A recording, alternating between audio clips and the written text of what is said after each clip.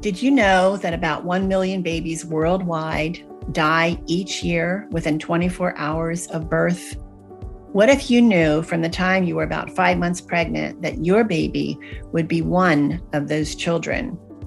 I'm Sharon Betters, the co-host of the Help and Hope podcast. And in this conversation, I have the privilege of talking to Diane Bansbach about what it was like for her to learn that her much wanted baby girl, Amy, might not survive birth, let alone live outside her mother's womb. I have to admit that Diane and I share a few tears as she steps back into that season of loss and grief, but she tells Amy's story in a way that offers hope and counsel to those facing a similar tragedy. I am so grateful for Diane's willingness to share her story as a means of offering the help and hope that she experienced in this broken place in her life. Diane, welcome. Hi, Sharon. Thank you for having me today. We have so much that I want to talk about with you. But before we jump in, I'd like for you to just share with us a little bit about yourself and your life.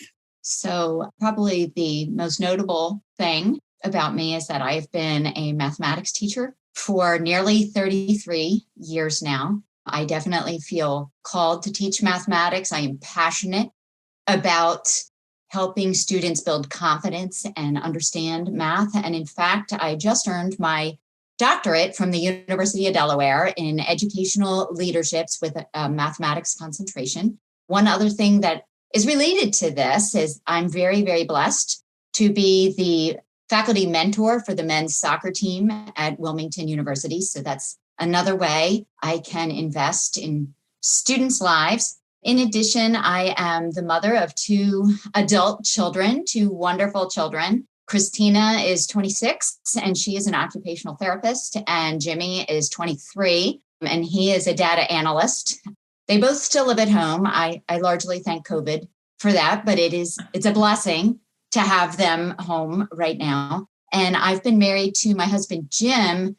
This year will make 30 years that we have been married, and just some things that I love to do. I love gardening. Jim and I love hiking and kayaking together. And my favorite place in the world is the beach. I don't care what beach, just put me on a beach.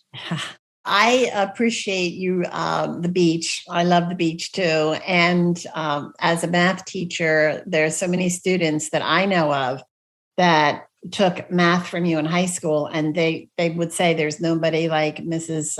Bansbach. She's an incredible teacher. So I'm glad to know that God continues to open that wide door for you to be touching the lives of students in so many ways. And I know, just like we're talking about this team that you're mentoring, and the circle of influence is so wide. So thank you so much.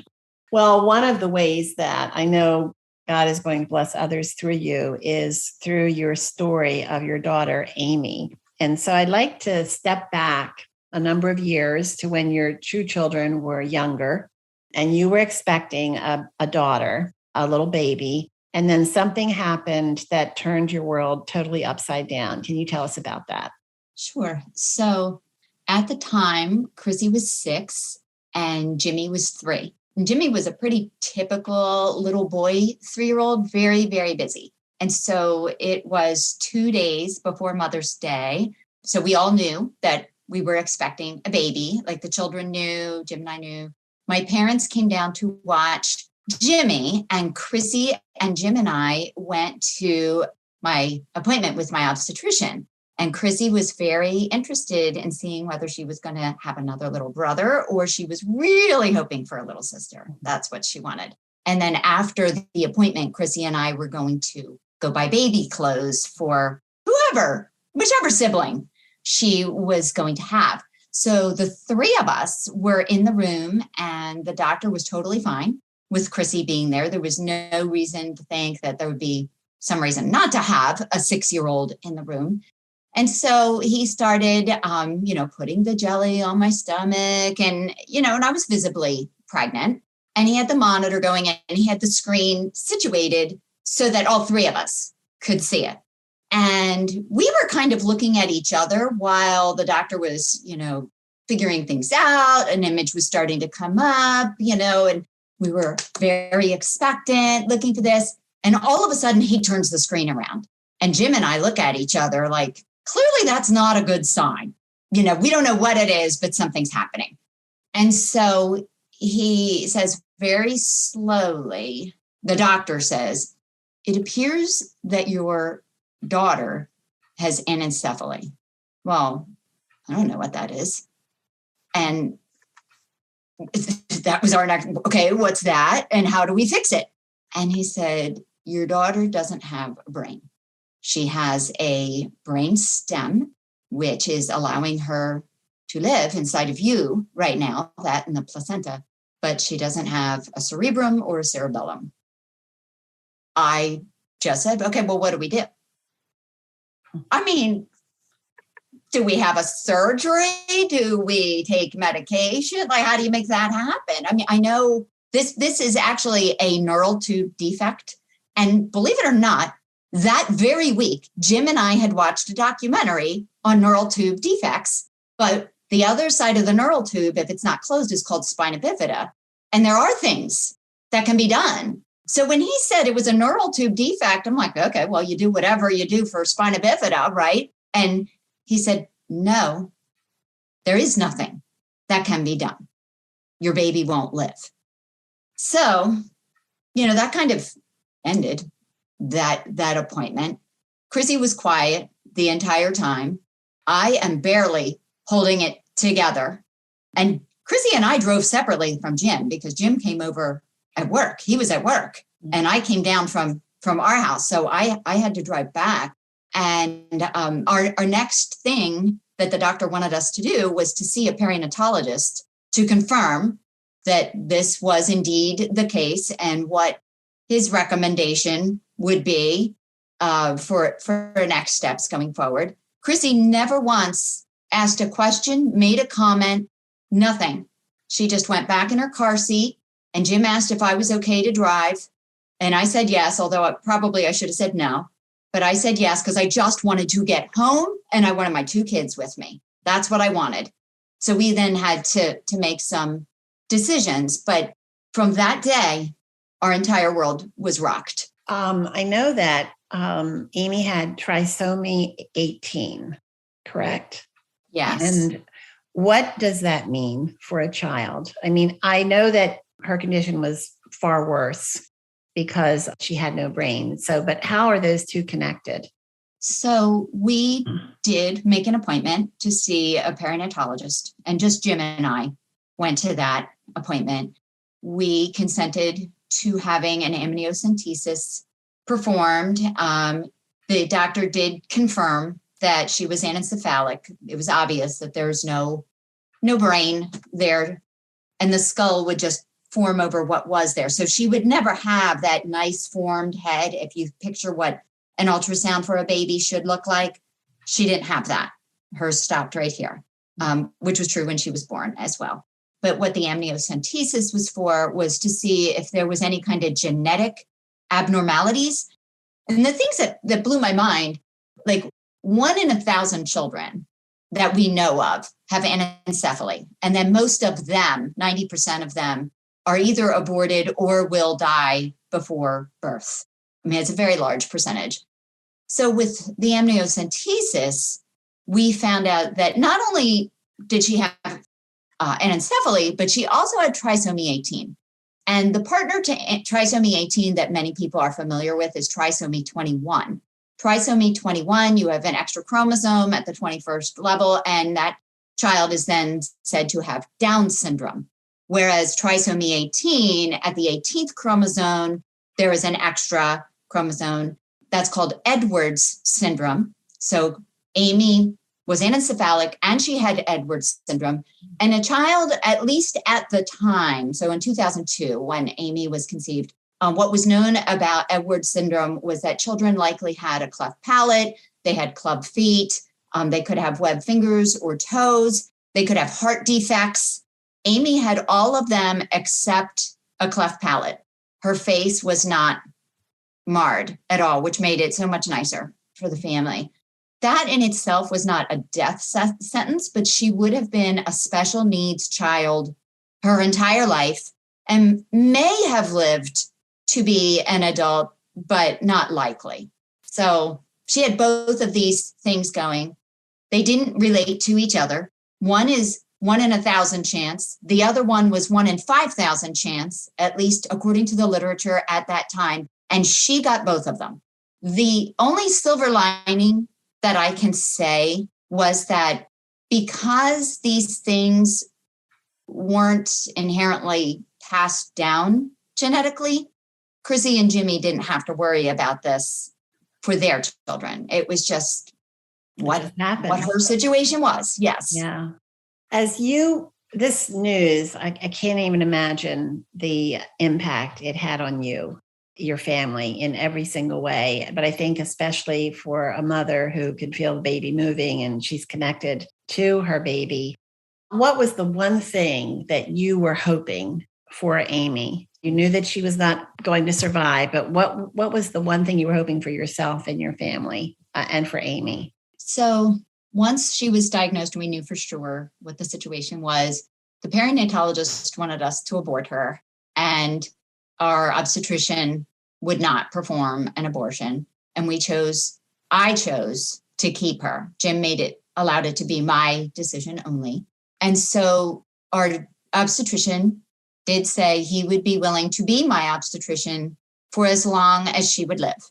So I didn't have to worry about that. I mean, definitely a godly man with his belief system. Now, he was preparing the hospital staff, which was in Chestertown, Maryland. At the time, they had obstetrics there. Now they don't. But the whole staff apparently was expecting me to come in with a miscarriage in July, and she was due in September, late September. I didn't know that till afterwards, but they had a specific nurse who I could call anytime I wanted to say, I'm worried about this, I'm worried about that, whatever. And so she had told me later they were expecting me to come in July. My doctor said she likely would not live to the birth. Like I was going to lose her earlier than that. She would die in utero. So my hope was that she would live because I wanted to deliver her and I wanted her family there and I wanted them to have some kind of connection with her that I already had. Because a mother has a very unique connection with a baby because you do feel them and everyone else does not. They see that you're getting bigger. They know the concept, but not too sure, that they have a relationship with them.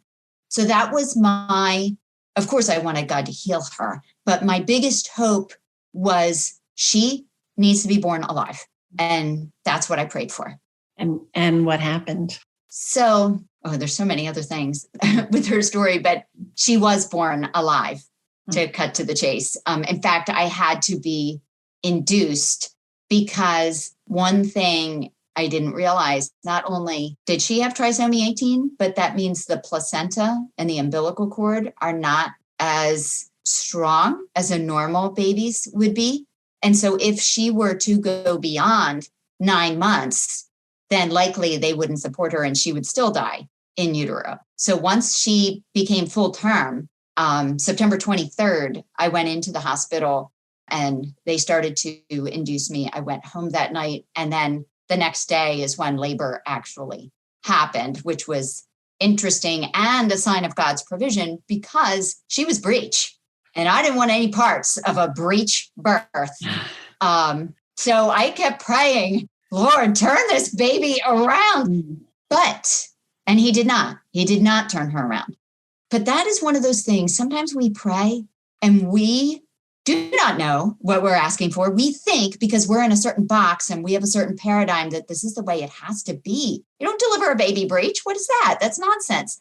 But because Amy was anencephalic, she had a little hole like the size of a quarter on the size of her on the top of her tiny little head. And had she been born head first, that hole would have ruptured and no one would have been able to see her. It would have been far too gory for anyone to look at her. So that was God's providence. She was 3 pounds, 13 ounces, and she was born breech. And quite frankly, she was my easiest delivery. So that just God's providence. It's amazing. That is amazing that you didn't know how to pray, really. The Holy Spirit took over for you. Oh, for sure. Yes, yes. And did you get your wish for Amy and your family? Yes. So since everyone knew Diane's being induced on the 23rd, and then I just kept everybody up to date, things are coming along, but I'm coming home and I'll go back in on the 24th.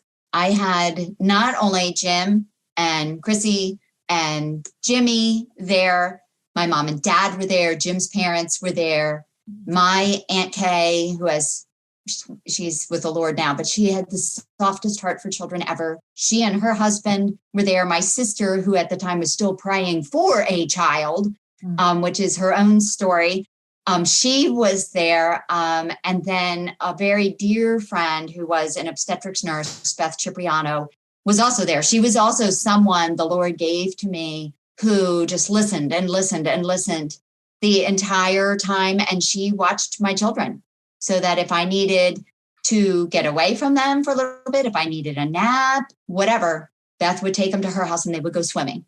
So what a gift. Huge gift. Yeah. So she was there as well.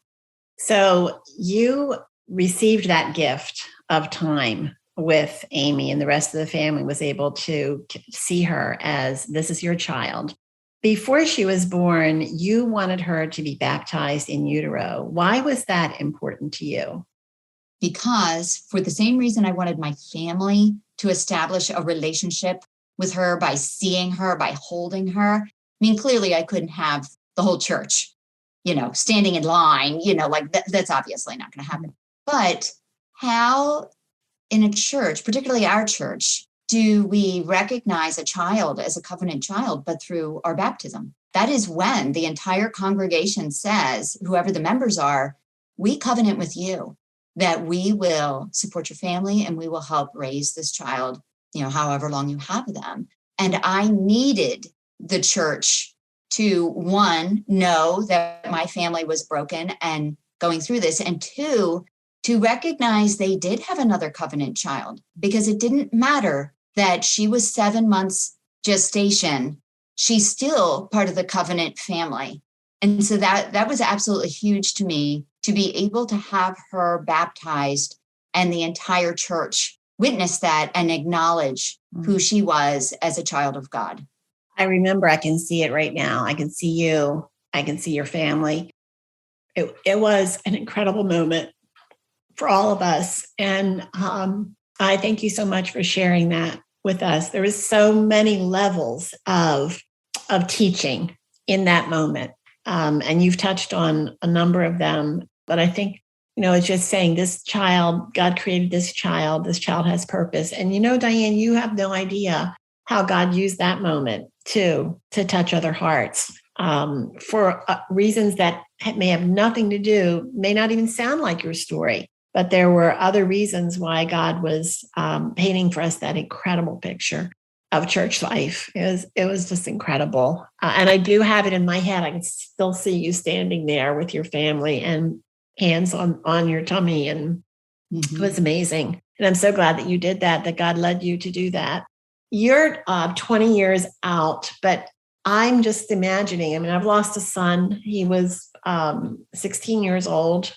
It's a dark, broken place. And I wonder, did you struggle with depression? If you did, what impact did Amy's journey have on your faith? I mean, to be honest, I struggled during her pregnancy. I struggled after her death. Before she was born, my emotions would skyrocket so that I knew that I was cared for. I felt the peace of the Lord, and okay, I submit to you and whatever it is you want me to do. And then there were other times I would be in mourning, and how utterly unfair, how can you, as a sovereign God, create a child who is destined to die immediately? What was the point? Why even create her at all? It just seems so warped, so wrong. It was very, very hard during that pregnancy because I had a friend who was pregnant at the same time, same about age that I was. Her baby was a third child, also not expected. And her baby was due in October. So literally 2 weeks after Amy was due, her child was due. And I say this because part of God's consoling me came through a variety of places. And one of those places was her, because when I saw her ultrasound, I was at her house and I saw her ultrasound on her refrigerator, and not in any way did she put it in my face. Look at the baby. She didn't do that, but where would you put your ultrasound? Of course, you would put it on the refrigerator, like any mother would. But I had to take my kids and leave. I couldn't even have it there. And she was just understanding. She helped me plan Jimmy's birthday party, which was in July. Like, she was a support system and prayed, just huge. So that when I was in valleys, she was there.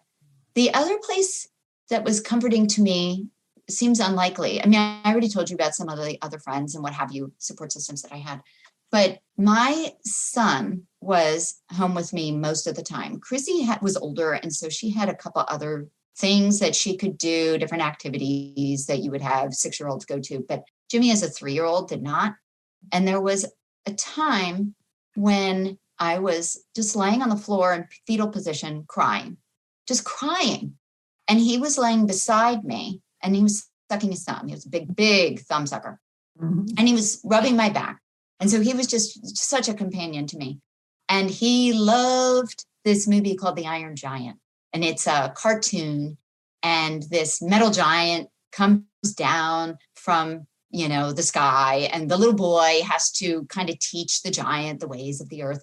And so when the giant tries to figure out what death is, and he sees a deer shot by a hunter, the little boy says to him, "Don't worry, souls don't die." And so there I am, laying in fetal position on the floor, and I am just consumed with grief. And Jimmy's scratching my back. And he said, "Mommy." And I'm like, "Yes." And he goes, "Don't be sad. Souls don't die." At 3 years old. At 3 years old. He says that to me. So all of this to say, there were so many different ways that even though the road was not something I wanted and I would never wish on anyone, it was hard. It's hard now to talk about it. I do see the hand of God and how he provided in so many different ways. Yeah. We call those the treasures in darkness.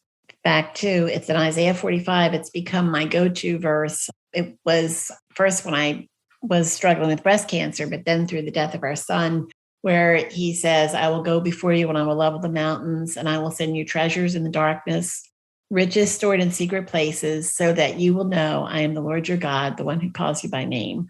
And I love that passage because, it's kind of like when I had breast cancer. Of course, I wished that I didn't have breast cancer, and I wanted to know that I was going to survive and all of that. But that's not what I heard in this verse. It was, "I'm going to send you treasures in the darkness, riches stored in secret places," which means to me, these are things that you would never experience if you were in the light. And the reason is so that I am turning your heart toward me. I am your sovereign God, holy other, and I call you by name right here with us, very personal. And I know that if we could talk for hours, I know that you would have so many of those moments that, like this little one with Jimmy, they may seem insignificant to other people, but we know this was just what God sent to me today as a love note to remind me that run to him, be on his lap, even if it means I'm going to be hitting on his chest. And that was something else too, Diane, and you kind of painted a beautiful picture of it, is lamenting. It's that, I don't know how to, none of us knows exactly how to explain it. But like you said, 1 minute you're flying high and you feel confident of the Lord's presence, but then the next you're in a pit. And I just want to reassure any of you who are listening that maybe you're struggling with, I'm a believer, I'm a Christian, I shouldn't be questioning, I should be just filled with all the joy of the Lord and all of that. And I want to tell you that God is not afraid of your questions. He can handle it. He invites them. He encourages you to run to him. And all through scripture, we see people who are lamenting. And lamenting is, to me, it is a sign of great strength because you're running toward that one who you know is sovereign over all, but you're not running away, you're running toward him. And it could be with fists clenched and beating on his chest and all of that. And yet that is such you have to lean into the pain of those dark, dark times. And it takes a while. I think it takes a long time for some of us to find that balance, but we keep running back to him. Would you say, Diane, that you have a different perspective on faith, that your faith is deeper because of Amy? Yeah, because it required that I grapple with faith. And it's interesting when you bring up the verse about he will bring us treasures in darkness. The verse does not say you will not experience darkness. Jesus promised that we are going to have difficulties in this world, but take heart, I have overcome the world. And so after Amy passed away, the funeral was not the hard part. That was not. That was a celebration of, this is the only time I ever get to show you my pictures of my baby. So everybody come. And it was hard, but not as hard as the days that followed. And the thing that I really struggled with was Amy did not in any way, shape, or form have the ability to believe in the Lord Jesus Christ. She could not. And had she been born, she probably still could not, because she was a special needs child had she lived. And all I could think was, if you send her to hell, you better send me to hell too, because I don't want to be in heaven with you. I want to be in hell with her, because what kind of God sends a child to hell? And I struggled. I could barely go to church. Barely. I didn't want to sing worship songs. The whole thing was so hard. And then, but I think it was Pastor Betters. That was Pastor Betters, your husband. There are plenty of Pastor Betters around, but Pastor Betters, your husband, was preaching on David. And I had my own little camp out in David's story. Mm-hmm. And we knew that Absalom, David's son, was trying to kill him. And Absalom ends up dying. And David, mourned his son. His terrible mourning. But then he had the whole issue with Bathsheba. And Bathsheba has the baby. And the baby dies. And the whole time while the baby was still living, David mourned, sackcloth, wailing before the Lord, please spare this baby. And so when the baby dies, the servants are like, oh my goodness, I'm not telling David. Can you imagine? He's going to go off the handle. I'm not telling him. So David figures out, is the baby dead? Yes. And he goes, okay. And he gets up and he moves along. He's like, he will not return to me, but I will go to him. And that alone made me realize his baby could also not choose to worship Yahweh. But he knew that the baby was with the Lord and that he would go to be with that baby one day. Yeah. And I then realized that was Amy's situation as well. That is where she was, and I would go to see her one day. But I think what's important is to realize that was not she was born September 24th. I grappled with this for about a week and a half, and then we went back to life as normal. This was many, many months, many, many months. I mean, going on almost an entire year that I yelled at God. I was angry at God. I struggled. I was jealous. Oh, I was so jealous because by this point, my friend's baby had been born healthy, of course. And I think it's so important for people to realize, number one, God doesn't spare us from the hard places. Number two, the hard places are so necessary because I would not have the faith I have now had I had a third child healthy. I would not.